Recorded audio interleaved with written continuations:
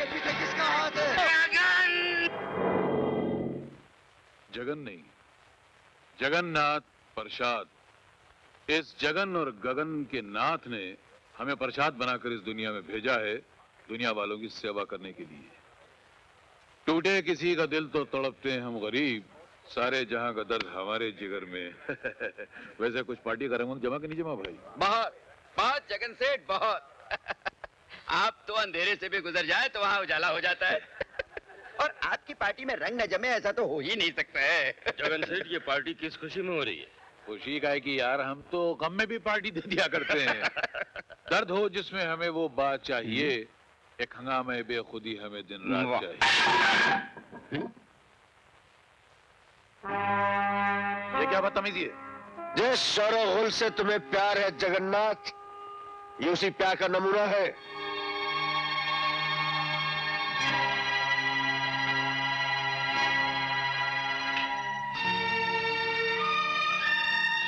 इन गरीबों के जख्म नजर आ रहे हैं तुम्हें? ये लकड़ी इन्हीं के जले हुए मकानों की है, जिन्हें तूने अपनी सियासत की दुनिया में उजाला करने के लिए जला डाला। मैंने? आदमखोर खूनी दरिंदे, भला बनने की कोशिश मत कर। चलो खुशी हुई, जिंदगी में पहली बार किसी ने जगन सेठ के गिरेबान पे हाथ डालने की कोशिश तो की, उसके सामने ऊंचा बोलने की हिम्मत तो की। मैं ऊंचा बोल ही नहीं रहा, बल्कि तुझे इतनी ऊंचाई पे लटका दूंगा कि तू दोबारा अपने मनहूस कदम इस दुनिया में न रख सके। चल मेरे साथ। आप लोग पार्टी जारी रखिए, हम अभी आते हैं। सरकार, आपकी जेब के तराजू में नोटों के ढेर लगा दूंगा। बस 1 घंटे के अंदर अंदर जगन सेठ जेल के बाहर होने चाहिए। इस 1 घंटे की कीमत मुंह मांगे होगी। ठीक है, हम अभी तुम्हारा काम किए देते हैं। धन्यवाद।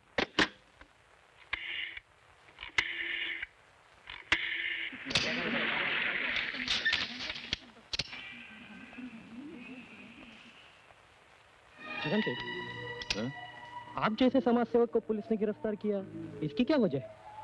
पुलिस ने नहीं, एक सर फिर इंस्पेक्टर ने, जो नाम वालों के नाम पर कीचड़ उछाल कर रातों रात अपना नाम ऊंचा करना चाहता है। क्या आप ऐसे पुलिस वालों के लिए कोई पैगाम देना चाहेंगे?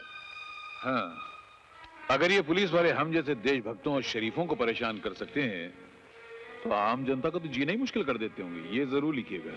सर एक और। नहीं, बस इतना काफी, आगे पूछने की जरूरत नहीं है।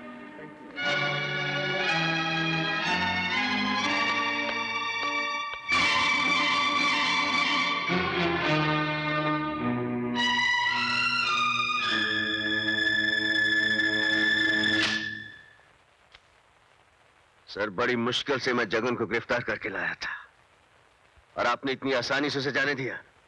और क्या करता? बिना किसी गवाह, बिना किसी सबूत और बिना किसी जुर्म के मैं उसे लॉकअप में बंद करके कैसे रख सकता था? जी, कोई गवाह नहीं था? वो मंगलू जिसे मैंने रंगे हाथों फसाद करते हुए पकड़ा था, गवाही देने के लिए तैयार था। उसकी गवाही काफी नहीं थी आपके लिए? आई एम सॉरी अमर, मैं मजबूर हूं। आप जैसे अफसर मजबूर हैं, फिर हमारे जैसे अफसर तो मरे हुए हैं। बेजान कठपुतलियां हम लोग, जिनके मुर्दा जिस्मों को जबरदस्ती वर्दियां पहना दी गई हैं। आप मजबूर हैं नहीं सर, आपको मजबूर कर दिया गया है। जब ऊपर से दबाव पड़ता है तो नीचे वालों को दबना ही पड़ता है, जबान बंद रखनी ही पड़ती है और लॉकर के दरवाजे खोल देने पड़ते हैं। अमर! सर, किस काम की ये वर्दी जो किसी मजलूम को जुल्म से न बचा सके? किस काम का यह होता जो किसी दौलतमंद मुजरिम के गिरेबान तक ना पहुंच सके? कभी गलती से उनके गिरेबान पे हाथ डाल दिया तो वो अपनी दौलत की तलवार से कानून के हाथ काट देते हैं। सर, ये रोज रोज के हाथ कटवाना, अपनी जमीर को फांसी लगवाना आपको मुबारक हो। मुझे ये सब नहीं होगा। मैं सिर्फ एक बार मरने के लिए पैदा हुआ हूं, बार बार मरने के लिए नहीं। आज शाम तक मेरा इस्तीफा आप तक पहुंच जाएगा।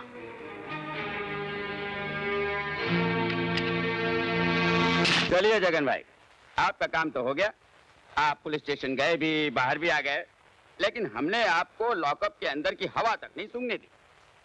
अब जरा मेरी जेब के पोलिंग बूथ में आपका वोट पड़ जाए तो जिंदगी की इलेक्शन का मजा आ जाए। थैंक यू, शुक्रिया, धन्यवाद। जगन भाई, आप इतने खामोश क्यों हैं? चंपकलाल जी, मैं शायद पिछले जन्म में सांप था।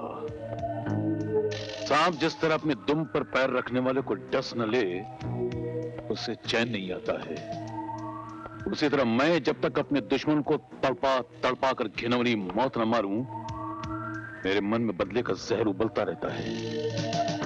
मैं उस हरामजादे अमर को जिंदा नहीं छोड़ूंगा। शांति शांति, भूल कर भी जल्दबाजी में कदम मत उठाना जगन भाई। मैं बड़ी मुश्किल से ऊपर वालों को मना कराया हूं।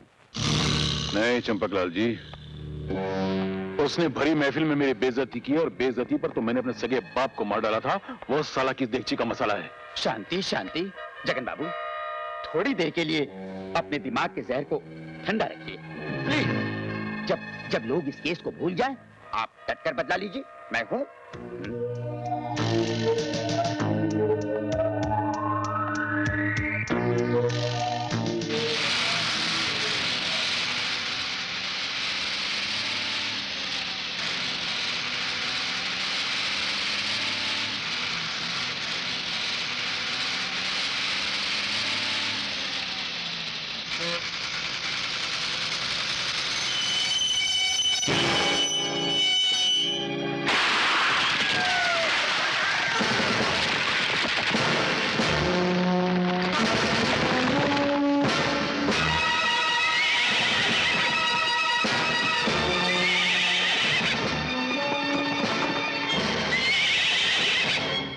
हरगिज़ नहीं होने दूंगा। शेरा की धमकी के मुताबिक अगर उन 25 कैदियों को रिहा नहीं किया गया तो वो बस के तमाम मुसाफिरों को एक एक करके खत्म कर देगा।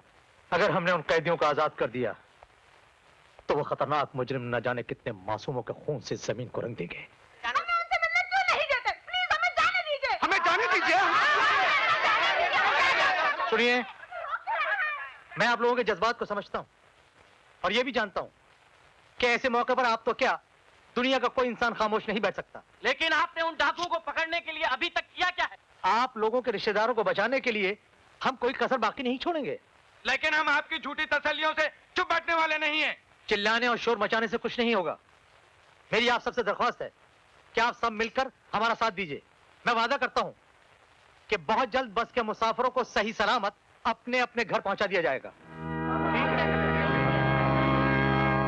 शेरा ने ये ऐलान किया है कि अगर उसके 25 साथियों को रिहा न किया गया तो वो एक एक करके अगवा किए हुए सारे लोगों के टुकड़े टुकड़े करवा देगा। भाई वाह, क्या धमकी है।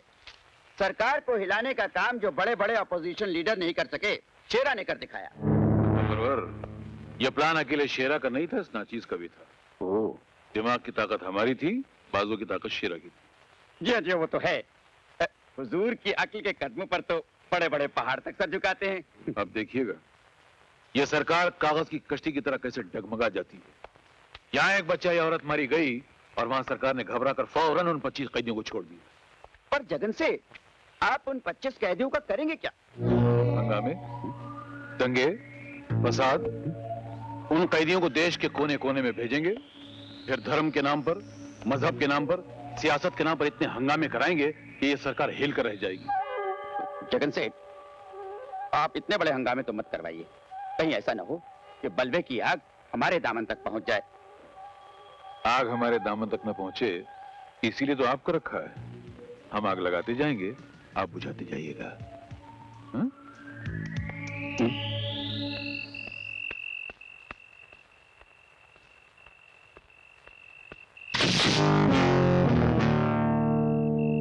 बहुत देर से मैं आपका इंतजार कर रही हूँ।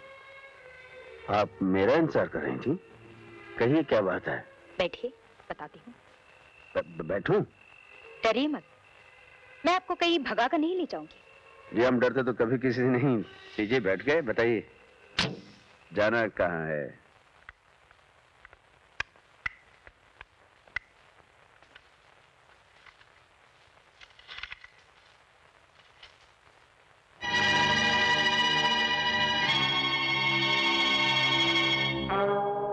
साहब,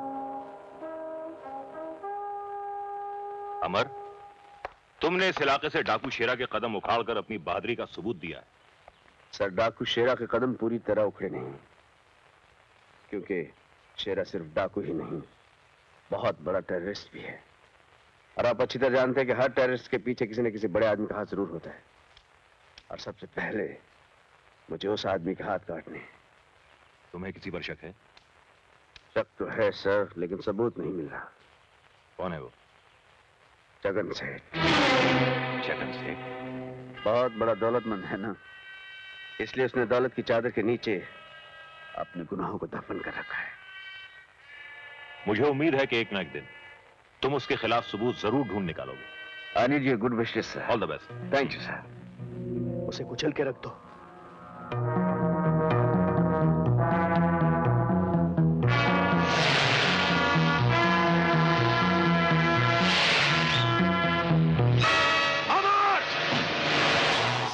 अमर जी